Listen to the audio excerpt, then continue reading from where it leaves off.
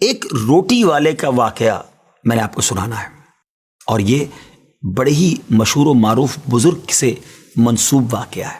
حضرت ابو بردہ رضی اللہ تعالیٰ عنہ راوی ہیں کہ حضرت ابو موسیٰ اشعری رضی اللہ تعالیٰ عنہ کی جب وفات کا وقت قریب آیا تو انہوں نے اپنے بیٹوں سے کہا کہ اے بیٹو، روٹی والے کو یاد رکھنا۔ پھر یہ واقعہ خود ہی بیان کیا کہ وہ روٹی والا کون تھا۔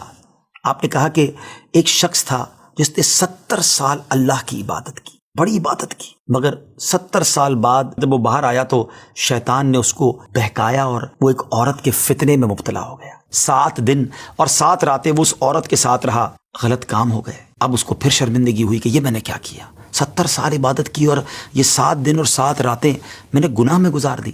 بڑا شرمندہ، بڑا نادم، قدم قدم پر سجدے کرتا جاتا، توبہ کرتا جاتا۔ اب چلتے چلتے چلتے ایک مسافر خانے میں پہنچا تو وہاں 12 مسکین لوگ پڑے ہوئے تھے، لیٹے ہوئے تھے۔ اس نے بھی جگہ بنائی اور ان کے درمیان جا کر خود بھی گر کر سو گئے۔ اب رات میں ایک شخص آیا جو ان کو کھانا دیا کرتا تھا، روٹی دیا کرتا تھا۔ ایک ایک کر کے 12 روٹیاں لے کر آیا تھا، اس کو پتا تھا یہاں 12 مسکین رہتے ہیں۔ ایک ایک کر کے سب کو روٹی دینے لگا۔ وہ شخص جو یہاں آ کر اچانک بیچ میں آ کر لیٹا تھا، اس کو بھی وہ مسکین سمجھا اور اس کو بھی روٹی دے دی۔ لیکن ظاہر ہے کہ اگر ترتیب سے روٹی دیتے دیتے آگے آئے تو آخری نمبر والے کو روٹی نہ ملی، کیونکہ یہ تو 13 ہو چکے تھے۔ تو بانٹنے والے سے اس مسکین نے کہا کہ تم نے آج مجھے روٹی کیوں نہیں دی؟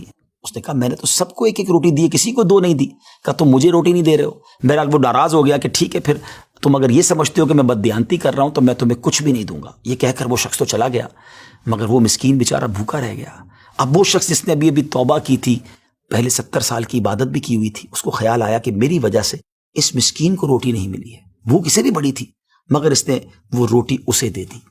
شدید بھوک لگی ہوئی تھی، رات بھر بھوک میں تڑپتا رہا، اور اسی بھوک کے عالم میں صبح اس کا انتقال ہو گیا۔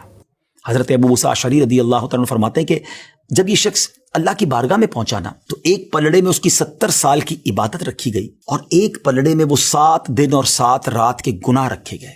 تو فرمایا کہ وہ گناہ جو تھے وہ 70 سال کی عبادت سے آگے بڑھ گئے، یعنی اب اس کے لیے گویا حکم ہو سکتا تھا کہ وہ جہنم میں جائے، مگر ان 7 دن کے گناہوں کے سامنے وہ روٹی رکھی گئی، اور اس روٹی کی برکت سے، کیونکہ وہ اخلاص کے ساتھ ایثار کی گئی تھی، مسکین کی مدد کی گئی تھی، وہ 7 دن کے بڑے بڑے گناہ معاف کر دیے گئے اور وہ جنت میں چلا گیا۔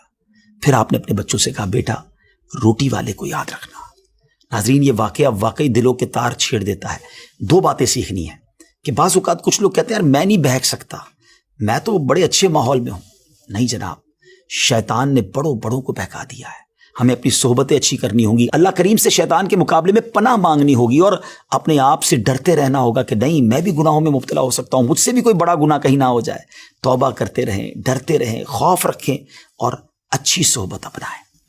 اور دوسری بات، صدقہ جو ہے نا وہ گناہوں کو مٹا دیتا ہے۔ صدقہ اللہ کی بارگاہ میں بڑا پسندیدہ ہے، غریبوں کی مدد کرنا یہ اللہ کو بڑا پسند ہے۔ ہمیں بھی چاہیے کہ وقتاً فوقتاً اپنے غریب پڑوسیوں، غریب رشتہ داروں، غریب مسلمانوں کی مدد کرتے رہیں۔ اور دعوت اسلامی کا شعبہ FGRF سبحان اللہ دکھیارے مسلمانوں کی شاندار انداز میں مدد کرتا ہے۔ سیلاب زدگان کی مدد کتنے بڑے پیمانے پر کی گئی، اور یہ سارا سال ہی اب کچھ نہ کچھ سلسلہ رہتا ہے، تو آپ بھی FGRF کا ساتھ دیجیے، دکھیارے مسلمانوں کی مدد کیجیے۔ اللہ آپ کے رزق حلال میں برکت عطا فرمائے اور ہم سب کے گناہوں کو معاف فرمائے۔